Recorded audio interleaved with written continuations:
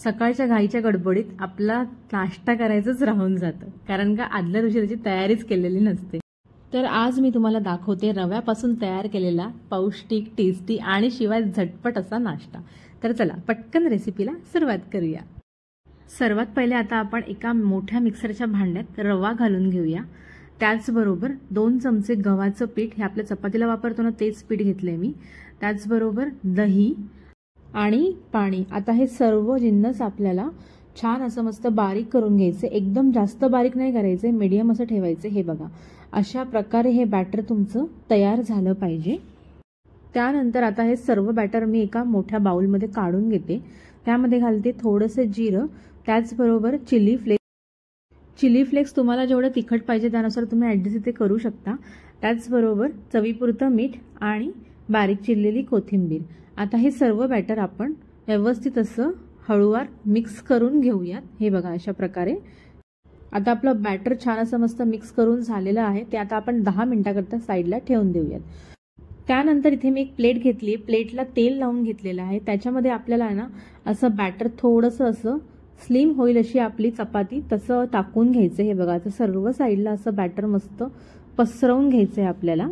आता आपण एका कढईमध्ये छान स्टीम करून घ्यायचे। तर मी कढईमध्ये पाणी घेतलंय, एक रिंग टाकलेली आहे, त्यावर आपलं हे बॅटरची प्लेट आहे ना ही आपण अशी ठेवून देऊयात आणि त्याच्यावर हवाबंद असं झाकण ठेवून द्यायचे आपण।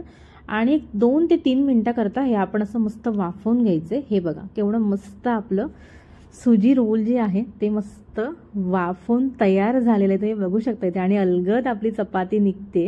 हे बघा दोन्ही साईडने, फ्रंट साईडने पण तुम्ही बघू शकता। आता मी बाकीच्या सर्व चपात्या ज्या आहेत ना त्या अशा मस्त काढून घेतलेल्या आहेत, रोलच्या चपात्या।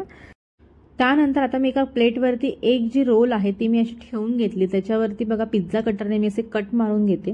तुम्हाला पाहिजे तर तुम्ही असंच डायरेक्ट ह्याच्यावरती बॅटर टाकू शकता, म्हणजे चटणी वगैरे जे असेल ते, पण मी इथे थोडंसं रोल करून घेते।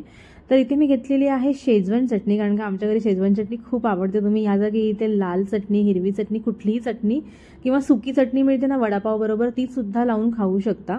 तर हे बघा सर्व साईडला आता मी इथे असे मस्त चटणी पसरवून घेतली। त्यानंतर हे आपल्याला अलगद असे रोल करून घ्यायचे। हे बघा अशा प्रकारे आपला रोल केवढा सुंदर दिसतोय, तुम्ही बघू शकता इथे। हे बघा टेक्स्चर त्याचा केवढा मस्त आला आणि केवढी स्लिम अशी आपली रोलची चपाती जी आहे ती मस्त तयार झालेली तुम्ही बघू शकता इथून। तर हे बघा आपले सर्व रोल जे आहेत सुजी रोल ते मस्त तयार झालेले आहेत। आणि सकाळच्या टायमाला फक्त 10 मिनिटांमध्ये हा तुम्ही नाश्ता पटापट बनवू शकता। जर तुम्हाला ही रेसिपी आवडली असेल तर प्लीज व्हिडिओला एक लाईक, शेअर आणि सबस्क्राईब करा।